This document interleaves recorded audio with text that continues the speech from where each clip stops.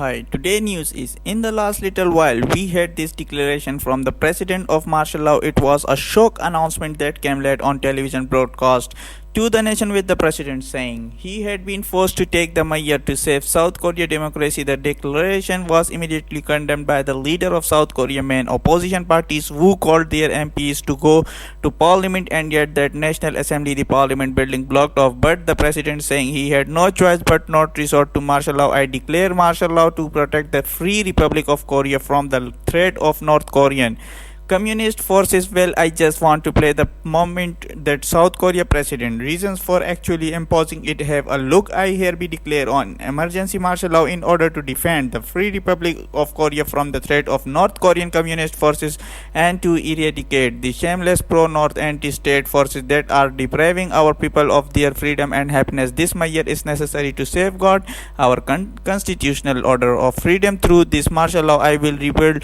and protect the free Republic of Korea, which is falling into the depths of national ruin. I will decisively eliminate and anti-state forces who have been wreaking havoc and are the main culprits of our nation's downfall. This is an unavoidable step to protect the freedoms and safety of the people, as well as to ensure the nation's sustainability and security against the anti-state forces attempting to overthrow our system. Well, there it is. That was the announcement that came in the middle of the night with no warning. These are live pictures of the parliament building. You can see the South Korean flag there fluttering at the top of, and there are a number of people who got as close as they can, but we know that various police buses have been parked and moved to block the entrance to that parliament building, with certainly supporters of the president eager not to allow those MPs into the parliament buildings because the opposition were trying to get MPs. They are trying to actually have a vote to overturn what has been declared. They have condemned the move, calling it unconstitutional, and that have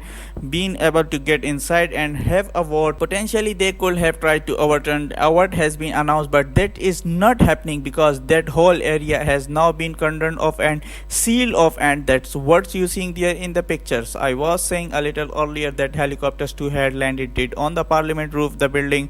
There was certainly more reinforcements were called to that parliament building, and all political activities banned under this declaration of martial law that came in the last couple of hours. So those some the live pictures at that are coming into the building. I want to actually bring in a guest, Elizabeth Bro, a senior fellow with the Atlantic Council Transatlantic Security Initiative. Her focus is on defense against zone and hybrid threats. And Elizabeth, thank you for being here on the program. I know I was going to talk to you about what the new head of Britain cybersecurity certain has been warning a little earlier in the day, but you join as we watch these really fluid and certainly surprising developments in South Korea. What are you making of what you are seeing? These are extraordinary developments and frankly quite unexpected, but we do know that South Korea had been in a difficult position for in recent weeks due to Russia and North Korea increasing collaboration and the West inability to do much to do anything about it. So Russia and South Korea teaming up in recent weeks to bring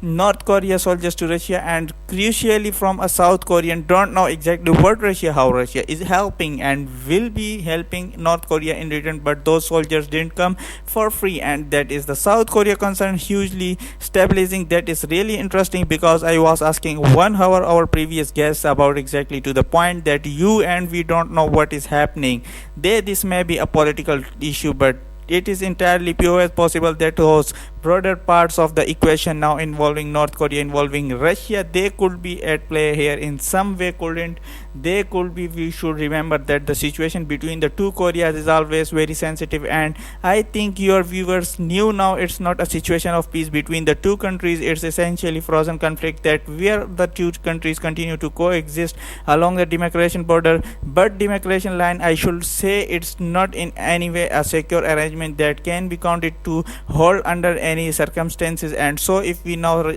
Russia helping North Korea in exchange for those soldiers, that could significantly change the equation, and we don't know what the South Koreans now or what the South Korean government knows that we as the Western public or indeed the global public don't know. That could be that the threats are such that the South Korean government felt that had to take action, but all of that information is not yet information. But what is clear is that the situation has deteriorated for South Korean in recent week, and it's not just about the North Korea soldiers going to Russia.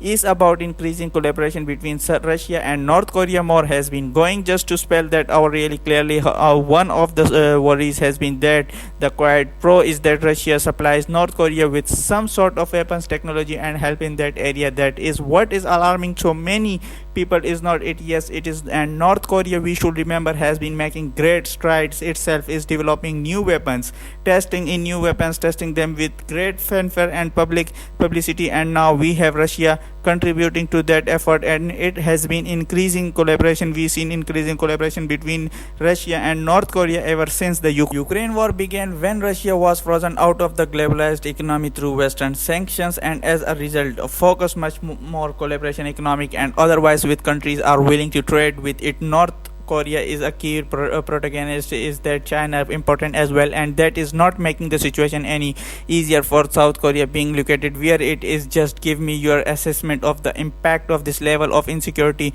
now in this part of the world. It is a deteriorating situation where all kinds of rules being broken. It's not just Russia invading Ukraine, it's Russia and China openly violating rules. For example, when it comes to global shipping, Russia by exporting oil under the through the shadow fleet, China by importing. That is the sort of activities that North Korea has long been involved, but it is concerning from a European perspective, from Northern American perspective, but our countries are located at some distance from the worst aspects of this. The most concentrated aspects of this, where South Korea is located, obviously quite close to both Russia and North Korea. And we should also remember that China is a country that can, when it wants, retaliate quite openly against South Korea a few years ago, when the United States decided to place a particular kind of system in North Korea. In South Korea, China retaliated, but taking a boycott against South Korean boy. So it is not good part of the world to be located in when tensions increase, and that what we are seeing at the moment. Elizabeth, I wonder if you can just stay with us, because I just want to bring in for the next few minutes in Korean service. So, and in terms of the last, I am just reading the latest wires from the White House saying they are monitoring closely as South Korea declares martial law. As you would expect, so many eyes on these live pictures on the events there in South Korea. What is the latest that you are hearing? So what we are seeing is the footage where people have gathered in front of the National Assembly, where all political activities are banned under the martial law, and people are chanting, "This is a sin, you shouldn't do this," and people are shouting at the gate, "Open the door, open the door." That was the latest video footage I seen on social media. Some of details for the martial law has now come out, where all publishers and press activities has to be monitored under the law, and political activities including protests and many gatherings are banned, and if they are broken, then under law now people can be searched without warrant, arrested or detained. So those are major restrictions that are coming is in their curfew.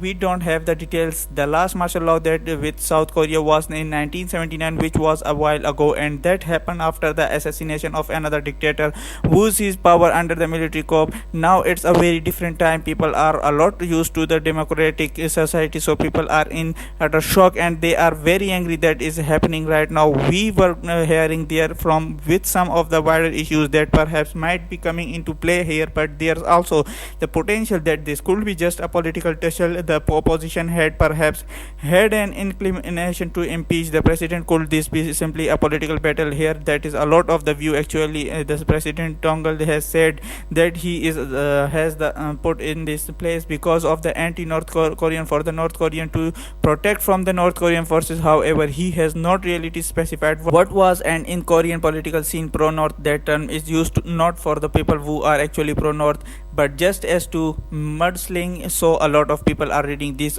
just a term of take opposition party. Currently opposition party is holding the majority in the parliament, and lately they have sought to impeach a lot of the cabinet members. To first your lady currently under a lot of security for influence peddling and corruption, and people and in the opposition party are very unhappy that she is not truly being investigated. And also this week that they have an slash government budget, which is not very happy about. So all of this context brings to an analysis that is more politically driven rather than the null security itself. Thank you.